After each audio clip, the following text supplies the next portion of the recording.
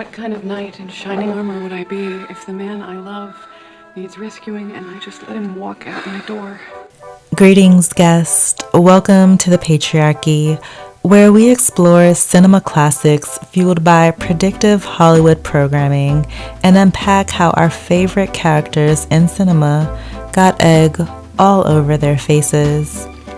I am your commentator, Dom, and tonight we're unpacking What Women Want.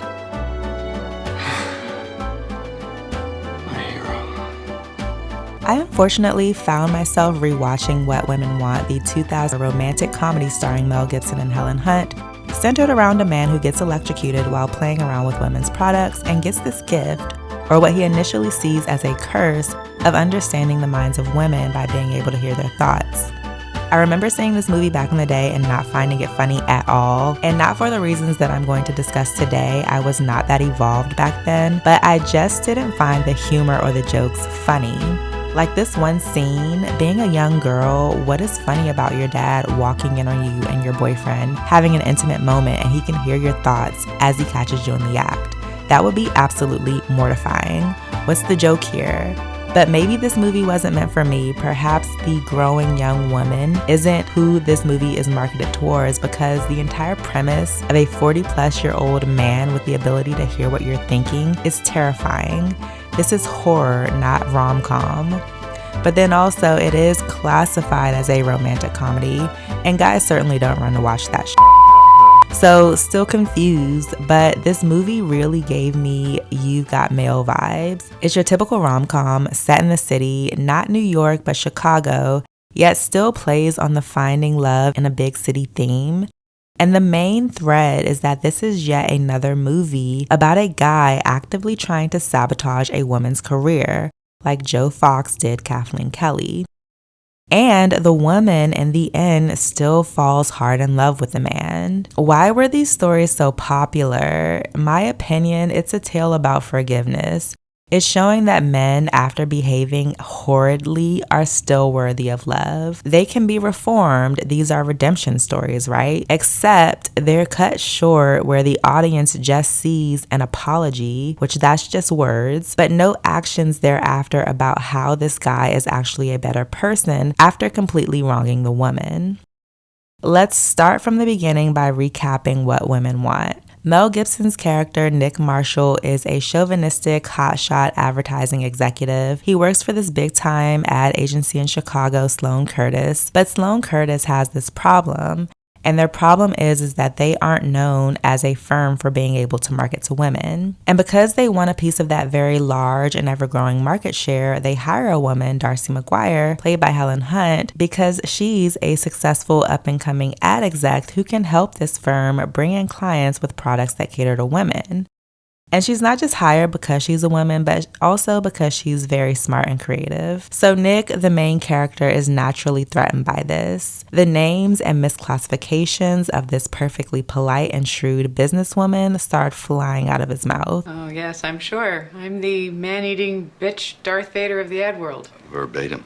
She's a man-eater, a ball-buster, a bitch on wheels. This ironically gives us all a glimpse into the minds of men and how they see women that they can't control. So Nick is thrown and upset because he was sure that he was going to get that big promotion. And now Darcy is creative director, his boss. So on her first day, Darcy hits the ground running, passing around this box full of products like lipsticks, wax, and pantyhose from companies that were on the market for an ad agency to step in and help sell their products. And Darcy gives everyone an assignment to come up with ideas on how to advertise the products that are in the box. So then when Nick is home trying out these products, I guess is sort of part of his creative process, he gets electrocuted and can now hear the thoughts of women. Nick is initially freaked by this because, to his surprise, not every woman thinks so highly of him. Whoa, lighten up that aftershave, buddy.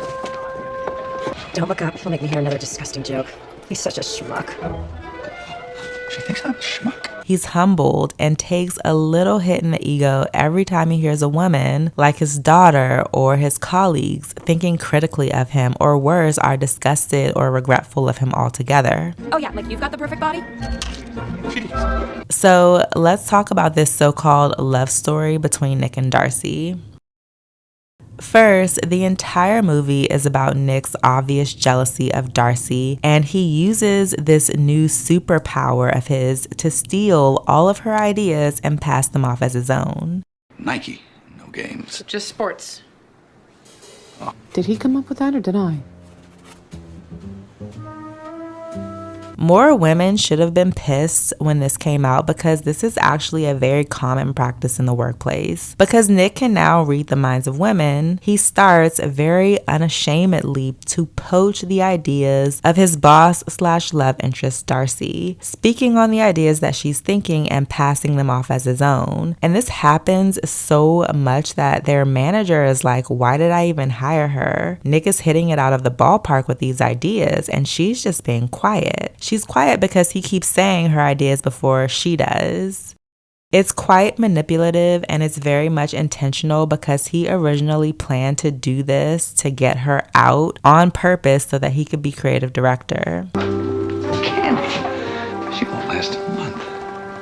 Side note, the predatory behavior didn't stop with Darcy. The woman from the coffee shop, this girl right here, he knew that she was vulnerable when it came to getting involved romantically with men and was afraid of getting hurt. And yet he still manipulated his way into bed with her with no intention of anything serious. You said that you wouldn't hurt me, and then you slept with me, and then you didn't call me for 6 days. So that, in the world of me, that's torture. But back to Darcy. The entire reason that Darcy even began to fall for Nick was because she felt that they were so in sync, because he kept saying the things that she was thinking. Remember that. So in the end, Darcy is fired because she wasn't meeting her boss's expectations due to Nick constantly siphoning her ideas. Candy. She won't last a month. And Nick feels bad because now he's attracted to her and they've got something going on romantically, so he pleads to his boss to give her job back. He's successful, it works, and he's made to look like some sort of hero for doing so. It's very sacrificial how all of this plays out. Anyways, he confesses to Darcy what he'd been doing in the end, and Darcy fires him. If everything you're saying is true, then I think you're fired.